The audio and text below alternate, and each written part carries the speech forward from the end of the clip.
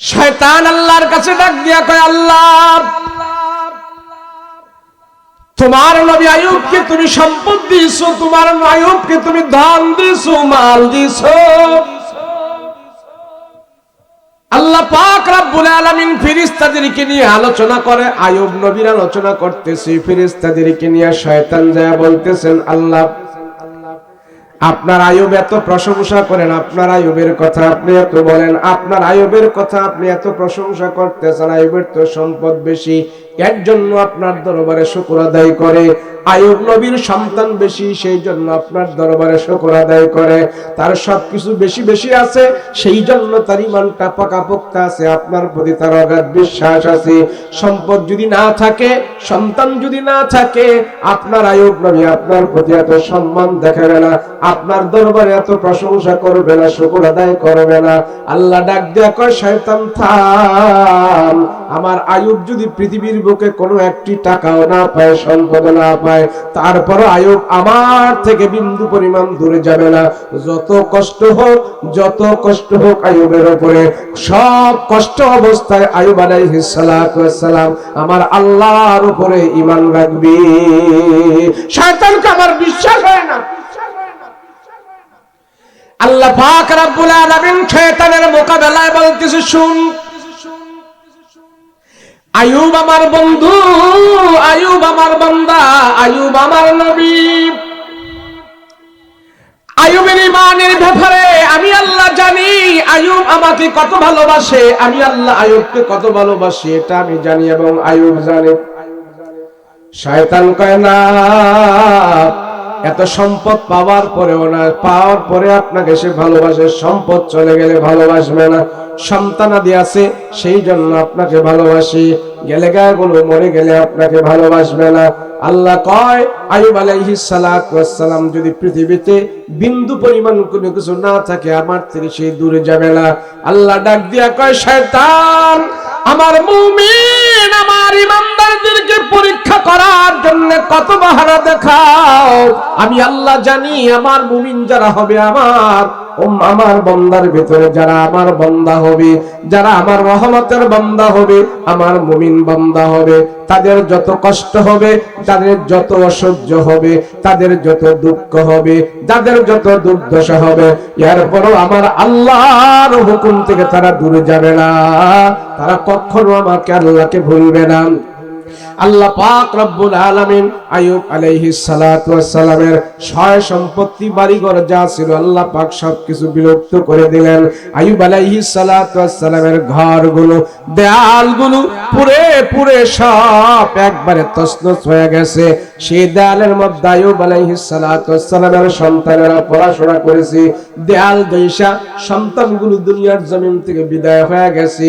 শয়তান এবার আইয়ুব আলাইহিস সালাতু ওয়াস সালামকে আইসা ডাক দিয়া কয়, হে আইয়ুব, তোমার সন্তানগুলো সব মারা গেছে, দেয়াল ধ্বংস হয়ে পড়ে গেছে, তোমার মাটির বাড়ি ধ্বংস হয়ে গেছে, তোমার বিল্ডিং ধ্বংস হয়ে গেছে, তোমার আল্লাহ তোমাকে ভুলে গেছে।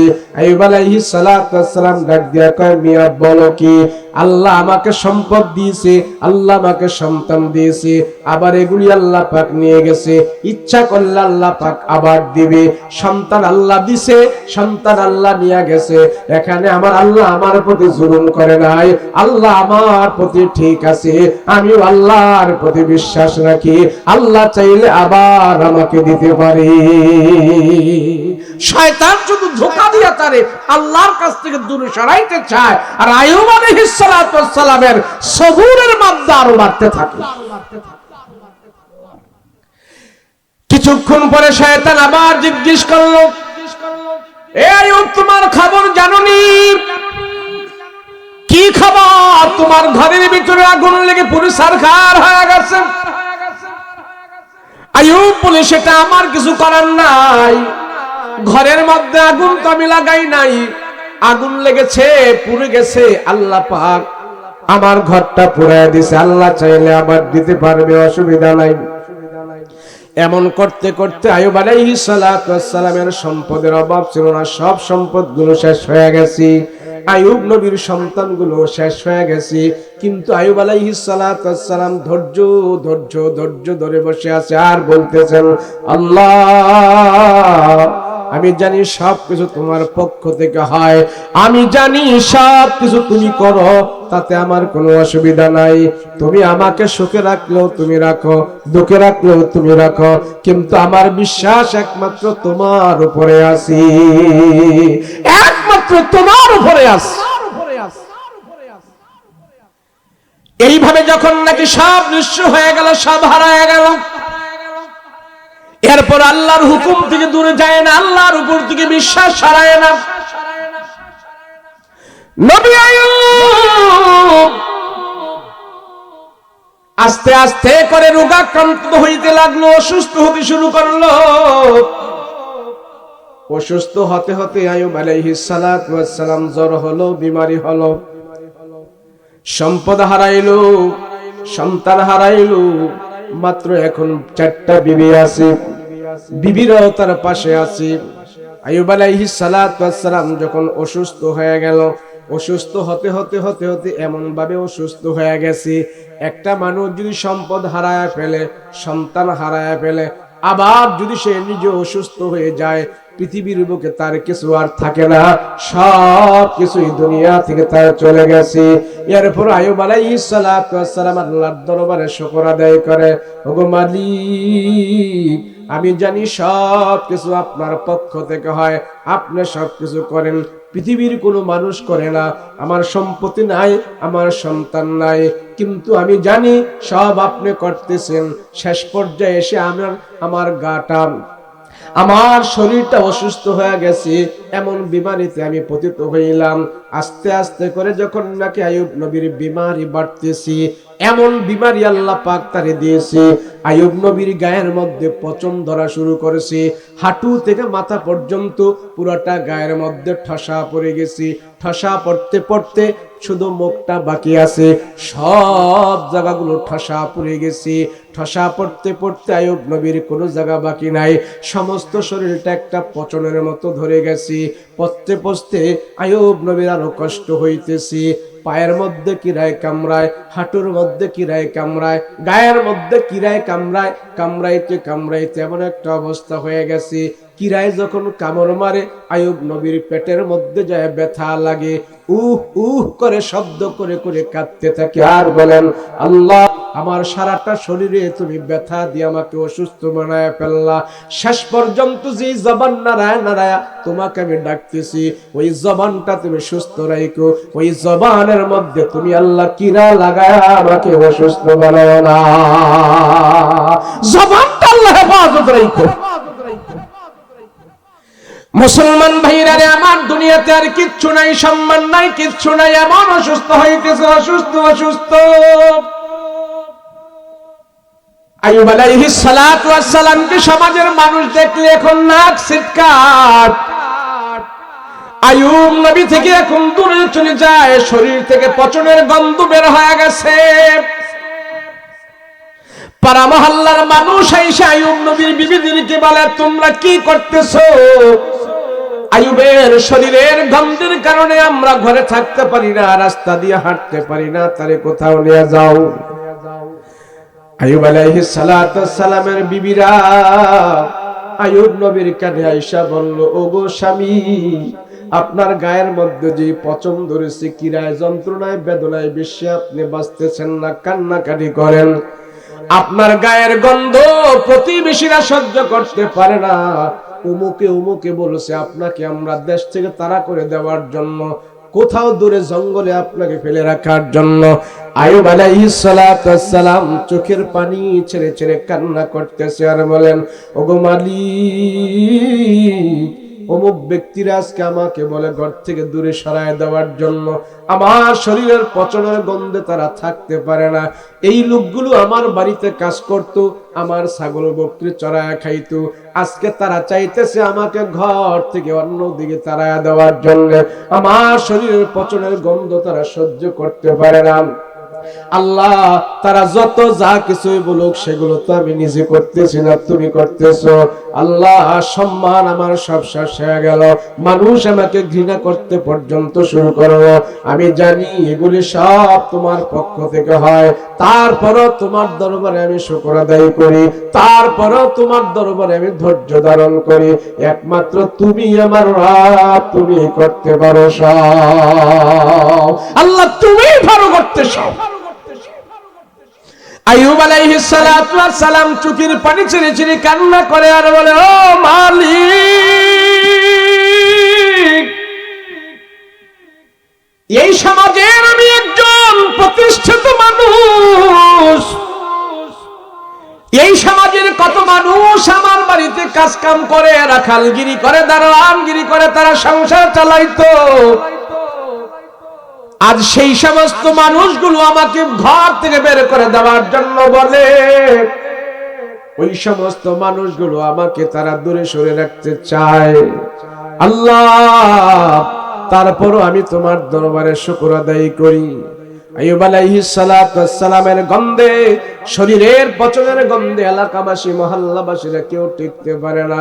আইয়ুব নবী বিবি ছিলেন চারজন বিবি থেকে তিনজন বিবি আয়েশা আইয়ুব নবীর কাছে দরখাস্ত পেশ করলেন, ওগো আইয়ুব, আপনার সাথে আমরা ঘর সংসার করেছি, আর আপনার সাথে আমরা ঘর সংসার করতে পারবো না। এখন আমরা আর আপনার কাছে থাকতে চাই না, আপনার কাছে থেকেও কোনো লাভ নাই। আমরা মহিলা মানুষ, আমরা তো পুরুষের কাঁধে ভর করে চলে, আপনাকে ছাড়া আমরা অন্য কারো কাছে আবার স্বামী ধরে আমরা ঘর সংসার করতে চাই। আপনার নিজের হাতে আমাদেরকে তালাক দিয়া দেন, তালাক নেওয়ার জন্য আমরা প্রস্তুত হয়ে গেলাম, আপনি সহজে আমাদেরকে বিদায় দিয়ে দিন। চারজন বিবি থেকে তিনজন বিবি আইয়ুব আলাইহিস সালাতু ওয়াস সালামের পায়ের কাছে এসে ধরে বলতেছেন, ওগো আইয়ুব, আপনি আমাকে বিদায় দিয়ে দেন আমাদেরকে, আমরা তো পুরুষের ঘর করে বাঁচতে হবে, আপনি তো দুনিয়াতে বেঁচে থাকবেন না। আপনার যে অবস্থা হয়ে আছে, এই অবস্থায় বেঁচে থাকার মরে যাওয়া এক সমান। আমরা আপনার কাছে কেমনে থাকবো, থেকে তো কোনো লাভ নাই। আপনি আমাদেরকে বিদায় দেন, আপনি আমাদেরকে তালাক দেন, আমরা চলে যাই। মুসলমান ভাইরা রে আমার, রোগ সুখ বিমারি যখন আপনার হয়, ছেলে মেয়েও দূরে চলে যায়, পাড়া মহল্লার মানুষও একদিন দেখতে আসি। আপনি কঠিন রোগ সুখ বিমারির ভিতরে পড়ার পর আপনার বন্ধু বান্ধব একদিন দেখতে আসবে, পাড়া মহল্লার মানুষেরা একদিন দেখতে আসবে, আত্মীয় স্বজনেরা এক দুই দিন দেখতে আসবে। কিন্তু আপনার বিবির সাথে যদি মিল মহব্বত ভালো হয়, আপনার বিবি কিন্তু আপনার পাশ থেকে যাবে না। আপনার বৃদ্ধ অবস্থায় আপনার বউটা, আপনার বিবিটা আপনার পাশে থেকে থেকে আপনার সেবা করবে। কথা বলেন ঠিক কিনা? শেষ সম্বল হলো আমার বিবি। আইয়ুব আলাইহিস সালাতু ওয়াস সালাম যখন দেখলেন আমার তিনজন বিবি তারা হাজির আমার থেকে তালাক নেওয়ার জন্য, চোখের পানি ছেড়ে ছেড়ে কান্না করে আর বলে, ও আল্লাহ, আমার বিবিরা পর্যন্ত আমার থেকে বিদায় নিয়ে চলে যাইতে চায়, তাদের সাথে আমি জীবন যাপন করেছি, বসবাস করেছি, আমার সবকিছু ভালোবাসা সবকিছু তাদেরকে দিয়েছি। আমার রোগের কারণে, বিমারির কারণে তারা পর্যন্ত আমাকে ভালোবাসতে চায় না, তারা পর্যন্ত আমার থেকে বিদায় নিয়ে যেতে চায়। আল্লাহ, আমি করবোটা কি? তিনজন বিবি ইনস্ট্যান্ট তালাক নিয়ে তারা চলে গেল। আরেকজন বিবি পায়ের কাছে বসে আছে, বিবি রহিমা, তার নাম রাহমা, তার নাম হাদিসে আছে রাহমা বলা হয় তাকে। আইয়ুব আলাইহিস সালাতু ওয়াস সালাম জিজ্ঞেস করে, কি ব্যাপার, তিনজন চলে গেল, তুমি হইলে আমার চতুর্থ জন, তুমি কেন এখানে বসে আছো, কারণটা কি? আমার এই অবস্থায় তোমার স্বামী এখন নিঃস্ব হয়ে গেছে, দুর্বল হয়ে গেছে, তোমার স্বামীর গায়ের মধ্যে পচন ধরে গেছে, তুমি এখানে বসে আছো, কারণটা কি? তুমিও তো চলে যাবার দরকার, তুমি চলে যাও। বিবি রহিমা ডাক দিয়া কয়, না স্বামী, না, আমার বাবা একজন নবী, আমার ভাই হলেন একজন নবী, আমি নবী পরিবারের একজন মেয়ে, আমার বাবা আমাকে শিক্ষা দিয়েছে, তোমার স্বামী যত অসুস্থ হোক, তোমার স্বামী যত যত দুর্বল হোক, তোমার স্বামী যত গরিব হোক না কেন, স্বামীর পাশে বসে বসে সব সময় স্বামীর খেদমত করবা, স্বামীর সেবা করবা। আমার বাবা আমাকে কেমন শিক্ষা দিয়েছি, সেই জন্য আমার স্বামী আইয়ুব যতই অসুস্থ হোক না কেন আমি তার ছেড়ে যেতে পারি না। আল্লাহু আকবার। দিনদার পরহেজগারি নারী যারা, সর্ব অবস্থায় তারা স্বামীর খেয়াল রাখে। কথা বলেন ঠিক না? বিবি রহিমাকে আমার বাবা এমন শিক্ষা আমাকে দেয় নাই। আমার বাবা আমাকে বলেছে স্বামীর পাশে থেকে থেকে সেবা করতে, সেই জন্য আমি বসে আছি, আমি আপনার পাশ থেকে যাব না। স্বামীর পাশে বসে বসে সেবা করাটা এটা কত বড় আনন্দ, কত বড় সেবা। বিবি রহিমা যায় না, কিন্তু এলাকার মানুষ ঘরের ভিতরে আইয়ুব নবীকে থাকতেও দেয় না। আইয়ুব আলাইহিস সালাতু ওয়াস সালামকে বিবি রহিমা এইভাবে কাদের মধ্যে করে আগলায়া, কাপড় দিয়া পেঁচায়া কাদের মধ্যে করে বিবি রহিমা এলাকা ছেড়ে আরেক গ্রামে চলে গেছে, দূর দূরান্ত চলে গেছে। পাহাড়ের উপরে যায়া স্বামীকে পাথরের উপরে বসাইয়া আদর করে যত্ন করে স্বামীর খোঁজ খবর সবকিছু রাখি। কিন্তু বিবি রহিমা চিন্তা করলো আমার স্বামীর তো খাবার দাবার মুখে দিতে হবে, অসুস্থ মানুষ হলেও তার খাবারের প্রয়োজন। আমার কাছে যা খাবার ছিল সব খাবারগুলো শেষ হয়ে গেছে, এখন আমি খাবার কোত্থেকে দিব? বিবি রহিমা চিন্তা করতেছি আমার স্বামীকে খাবার দেওয়ার জন্য আমার আর্থিক প্রয়োজন, আমার অনেক কিছুর প্রয়োজন। এবার বিবি রহিমা চিন্তা করতেছি আমি যদি এলাকার মধ্যে যায় মানুষের বাড়িতে কাজ কাম করি, তাদের বাড়িতে যায় ওই কাজকর্মের বিনিময়ে যদি আমি কোনো কিছু পাই, সেগুলো দিয়ে আমার স্বামীর আমি খেদমত করতে পারবো, খাওয়াইতে পারবো। বিবি রহিমা স্বামীকে রাইখা স্বামীর ভরণ পোষণের জন্য বিবি রহিমা চলে গেছে এলাকা মহল্লায় দূরে চলে গেছি। যায় জমিদারদেরকে জিজ্ঞাসা করে, ও জমিদারেরা, আপনাদের বাড়িতে কোনো কাজের লোকের দরকার আছে কিনা? যদি দরকার থাকে তাইলে আমাকে আপনারা নিতে পারেন, সারাদিন কাজ কাম করায় আপনাদের যা মনে চাই তাই আমাকে দিয়েন। এক জমিদারের বাড়িতে যখন নাকি কাজের জন্য গেল, সেই জমিদার বিবি রহিমার কথা শুনে আর চেহারা দেখে চিন্তা করলো, না এই মহিলাটা মনে হয় সত্যিকারের কোনো অভাবী মহিলাটা, কোনো বিপদ পরে মনে হয় সে আসছে। এটা কাজ করা মহিলা নয়, এটা কাজের মহিলা নয়, এটা উন্নত মহিলা দেখা যায়, নম্র ভদ্র মহিলা দেখা যায়, আর সে কোনো বিপদ পরে মনে হয় আসছে। জিজ্ঞেস করলো, ঠিক আছে আমাদের বাড়িতে তুমি কাজ কাম করো। সারাদিন কাজ কাম করার পর বিকাল বেলা যখন নাকি রুটি নিয়া আইয়ুব আলাইহিস সালাতু ওয়াস সালামের কাছে গেছি, শয়তান যায় আইয়ুব নবীকে ডাক দিয়া কো, আইয়ুব গো, তোমাকে রাইখা তোমার স্ত্রী কোথায় গেছে জানো? বলে কোথায় গেছি? কয় খারাপ কাজ করতে গেছে, জিনা করতে গেছে, আকাম কুকাম করতে গেছে। আইয়ুব আলাইহিস সালাতু ওয়াস সালামের আয়েশা যখন নাকি স্বামী আর স্ত্রীর ভিতরে গন্ডগোল লাগাই দিছে, আইয়ুব নবী ডাক দেয়া কয়, রহিমা আমার কাছে আসবা না, আমি এখনো পবিত্র, তুমি একজন অপবিত্র নারী, আমার কাছে আসবা না, আমার শরীরের মধ্যে তুমি টাচ করবা না, দূরে থাকো। মানুষের সবুরের ভিতরে গন্ডগোল লাগায় দেওয়ার জন্য দেখেন না, আমরা খুব সবুর করি, হঠাৎ করে মেজাজ গরম হয়ে যায়। মেজাজ এমন গরম হয়েছে আরেকজনের গলার মধ্যে খুব শব্দ দিয়ে ফেলি। শয়তান আমার শান্ত মেজাজে অশান্ত পরিবেশ সৃষ্টি করে দিয়েছে।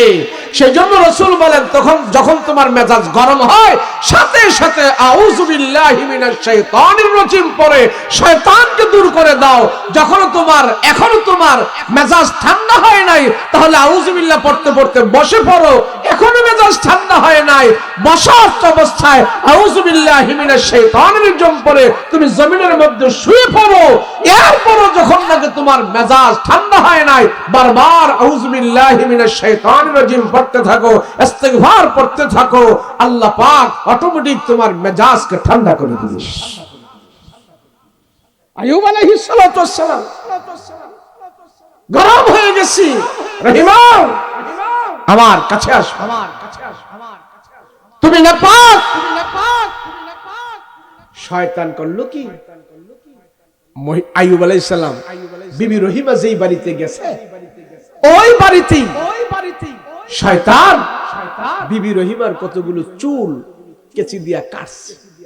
রহিমা টের পায় না, কাইটা এগুলো নিয়ে আইসা আইয়ুবকে দেখাইতেছে, দেখো তোমার বিবি যে আরেক বাড়িতে গেছে সেখানে ধরা পড়ছে, এই যে চুল কেটে দিছে। শয়তান তো শয়তানি, চুল কেটে দিছে দেখো। আর আইয়ুব এটা দেখেই বিশ্বাস করছে। বিবি রহিমাকে যখন নাকি উপবাদ দিল, আইয়ুব আলাইহিস সালাতু ওয়াস সালাম বলল, দূরে চলে যাও, দূরে চলে যাও, তুমি আমার কাছে আসবে না। বিবি রহিমা চোখের পানি ছেড়ে ছেড়ে কান্না করে আর বলে, ওগো মালিক, আমার স্বামীর জন্য আমি গেছি, আমার স্বামীর কষ্ট দেখি আমার স্বামীকে আমি ত্যাগ করি নাই। অন্যান্য বিবিরা চলে গেছে, আমি রহিমা যাই না, আমার স্বামীর সেবা করার জন্য আমি রয়েছি। আজকে আমার স্বামী আমাকে ভুল বুঝে, আজকে আমার স্বামী আমাকে দূরে তাড়ায় দিতেছে, দুঃখ কারে বলবো, কারে বলবো। বিবি রহিমা স্বামীর কাছে আর আসতে পারে না, দূরে দূরে থাকে, দূরে দূরে থাকি। কিন্তু বিবি রহিমাকে আল্লাহ পাক পবিত্র বানানোর জন্য, স্বামীর কাছে শয়তানের অপবাদ থেকে পরিত্রাণ পাওয়ার জন্য আল্লাহ পাক রব্বুল আলামিন জানায় দিলেন, এ আইয়ুব, নবীদের স্ত্রী কোনদিন অপবিত্র হয় না।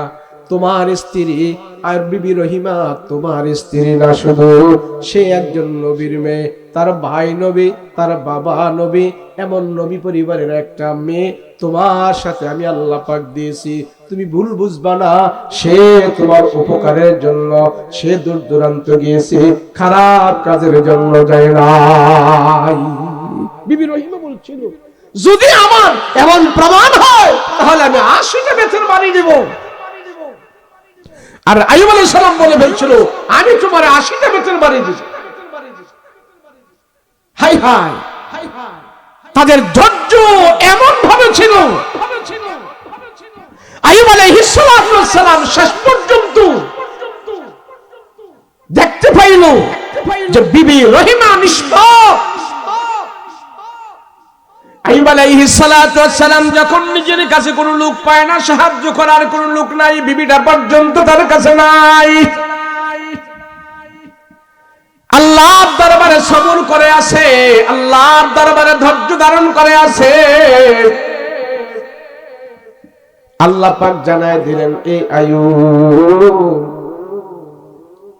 আমি আল্লাহ তোমার রোগ মুক্তির জন্য ব্যবস্থা করতেছি।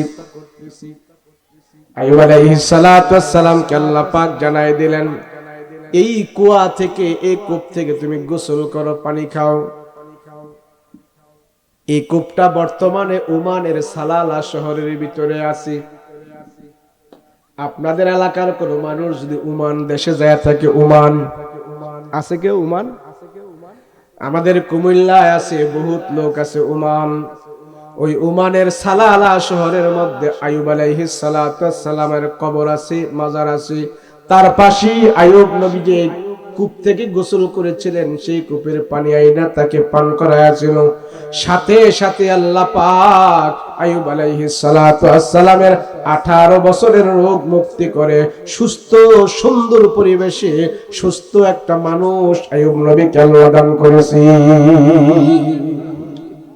ধৈর্য ধারণ করার পর, 18 বছর ধৈর্য ধারণ করার পর, এরপরে আল্লাহ পাক তার সব রোগ মুহূর্তের ভিতরে দূর করে দিয়েছেন। সুবহানাল্লাহ।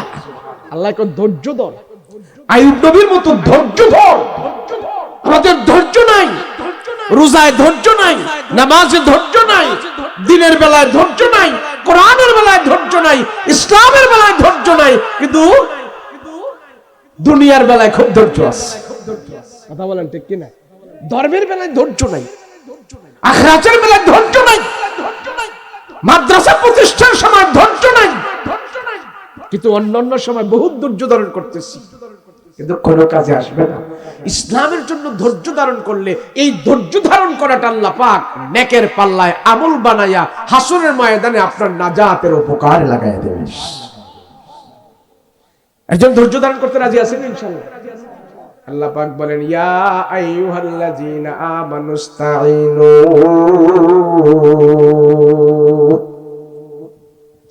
ইয়া আইয়ুহাল্লাযীনা আমানুস্তাঈনু বিস-সাবরি ওয়াস-সালাত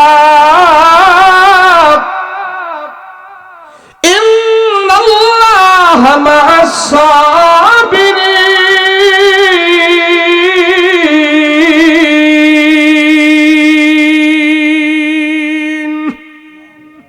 সাবিরিন, আল্লাহ কয় সাবিরিন।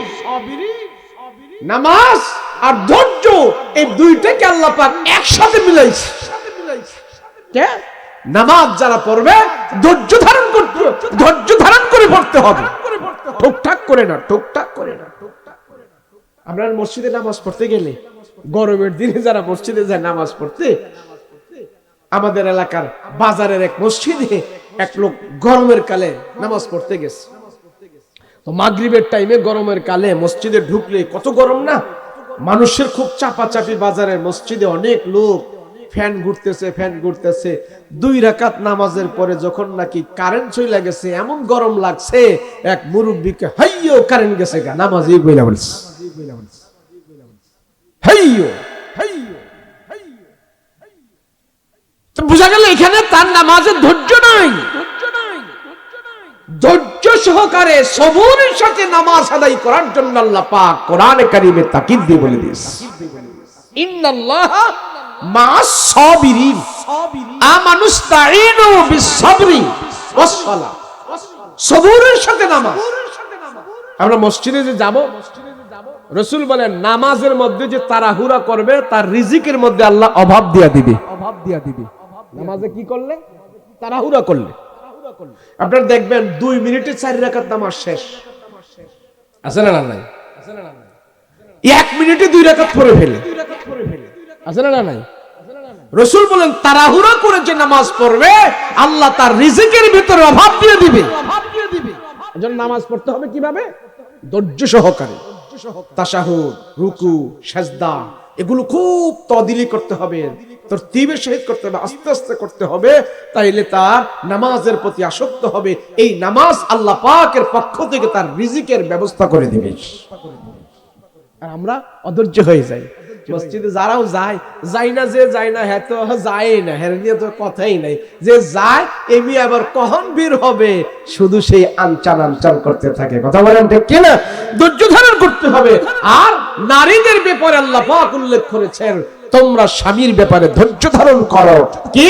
তোমার স্বামী একটা জিনিস তোমাকে দিচ্ছে না, দিতে পারতেছে না, এর জন্য তুমি বেসবর হইও না। 12 বছর 13 বছর ঘর সংসার পর, 20 বছর ঘর সংসার পর একটা জিনিস যখন আইনা দিতে না পারে, তুমি অধৈর্য হয়ে যখন নাকি বলে ফেলো তোমার ঘরে এসে কই পাইলাম না, তোমার কাছে এসে কিছুই পাইলাম না, এটা হলো বেসবর এবং বজ্জাত নারী। তার কপাল থেকে সে বরকত দূর করে দিয়েছে, আল্লাহর রহমত থেকে সে দূর করে যায়। জন্য বিবি রহিমাকে আল্লাহ পাক উল্লেখ করেছেন। আর মুফাসসিরিন کرام বলেন, স্বামীর 18 বছর ধরে অসুস্থ, সব মানুষ তার ত্যাগ করছে, পাড়া মহল্লার মানুষ বিদায় করে দিয়েছে, কিন্তু বিবি রহিমা তার স্বামীকে বিদায় করতে পারে নাই। আরো বিবিরা ছিল, তারা তালাক নিয়ে চলে গেছে, কিন্তু বিবি রহিমায় যায় নাই। সুবহানাল্লাহ। এমন মহিলা পাওয়া যাবে? স্বামী যদি ভালো করে ইনকাম না করতে পারে, মহিলায় থাকে না। স্বামী যদি ভালো করে ইনকাম না দিতে পারে, ভালো মতন শাড়ি, ব্লাউজ, সরু, আলতা, পাউডার, লিপস্টিক এগুলো যদি বেশি করে না দিতে পারে, এই মডার্ন যুগে মহিলারা এই পুরুষদের দেখতেই পারে না, কথা বলেন ঠিক কিনা? এর জন্য বর্তমানে স্বামী আর স্ত্রীর ভিতরে মিল মোহাম্মদ না থাকার কারণে, বনিবসা না থাকার কারণে, সবুর না থাকার কারণে বিয়া যত হয় তার চাইতে আরো বেশি তালাক হয়, কথা বলেন ঠিক কিনা? কাজী সাহেব কয়, হুজুর বিয়া পড়াই কয়টা, খালি তো তালাক নামাই বেশি বেশি। তালাক নামাই বেশি বেশি হুজুর। বিয়া তো পড়াই আমরা শুক্রবার আসলে, কিন্তু তালাক নামা পুরা সপ্তাহে ব্যস্ত থাকি। কে রে? এই যে বউ জামাই মিল নাই, জামাই বউ মিল নাই, খালি ঝগড়া খালি ঝগড়া খালি ঝগড়া ফাসাদ। কথা বলেন ঠিক কিনা? এজন্য আমরা ধৈর্য ধারণ করবো। আজকে অল্প সময়ের ভিতরে আমরা কি শিখলাম বলেন না? কি শিখলাম? ধৈর্য। আমরা দুনিয়ার কাজেও ধৈর্য করব, আখিরাতের কাজেও ধৈর্য ধরব। দুনিয়ার কাজে ধৈর্য ধরব। দুনিয়ার কাজে ধৈর্যটা কি? আমার পর্যাপ্ত পরিমাণ পয়সা আসতেছে না, আমার ছেলে মেয়ে নিয়ে যতটুক আমার চলাফেরা করার যতটুক টাকা পয়সার দরকার অতটুক পাইতেছি না, এর জন্য অধৈর্য হইয়া কিস্তিতে টাকা উঠাই, অধৈর্য হইয়া সুদ খাই, অধৈর্য হইয়া ঘুষ খাই। রাতারাতি বড় হওয়ার জন্য, তাড়াতাড়ি মাল পানি বেশি করার জন্য আমরা হারামের ভিতরে লিপ্ত হই। এখানে আমরা অধৈর্য হয়ে গেছি। কথা বলেন ঠিক না? এই অধৈর্য হলে আমার যেটা আছে সেটাও আল্লাহ নিয়ে নিবে। সেজন্য আমার ইনকামের ব্যাপারে, আমার হালালের ব্যাপারে, আমার ফ্যামিলির ভরণ পোষণের ব্যাপারেও আমরা ধৈর্য ধারণ করব, আল্লাহর কাছে সবুর করব। আল্লাহ পাক যখন দেওয়া শুরু করবে, আল্লাহ পাক যখন আমাকে আপনাকে দেওয়া শুরু করবে, মাল দৌলত দেওয়া শুরু করবে, দেখবেন পিছনের জিন্দেগিতে আপনার যত কষ্ট হয়েছে সব কষ্ট দূর হয়ে যাবে, ওই কষ্ট সব ভুলে যাব। কথা বলেন ঠিক না? এর জন্য আল্লাহ কয়, আমি যখন দিমু তুই লইয়া কুল পাবি না, আমি যখন দেওয়া শুরু করবো তোর পিছনের কষ্ট তো দূর হইবই, তুই নেওয়ার জায়গা পাবি না। কথা বলেন ঠিক কিনা? এর জন্য অধৈর্য হব না, ইনশাআল্লাহ। কোন কাজে অধৈর্য হব না, বেশি করে নেক কাজে অধৈর্য হব না। বদ কাজ তো করবই না, নেক কাজে আমরা অধৈর্য হব না। ক্ষেত লাগাইছি, ক্ষেত লাগায় যদি অধৈর্য হয়ে যায়, আয় হায় 3 মাসে গুলালো হয়, এখন 1 মাসে হয় না, কেরে হইব? হইব? যখন আসার তখনই তো আসবে, আগে অধৈর্য হয়ে লাভ কি? আমার তকদিরে যেটা আছে আসবেই, কেউ নিতে পারবে না। আর আমার তকদিরে যদি না থাকে, আমার ঘরের ভিতরে বালিশের ভিতরে যদি ঢুকায় রাখি, সেখানেও রাখতে পারবো না। এটা আমার তকদিরে নাই। এজন্য আল্লাহ পাক আমাদের সবাইকে ঈমান ও আমলের সাথে ধৈর্য ধারণ করার তৌফিক দান করেন। বলেন আল্লাহুম্মা আমিন।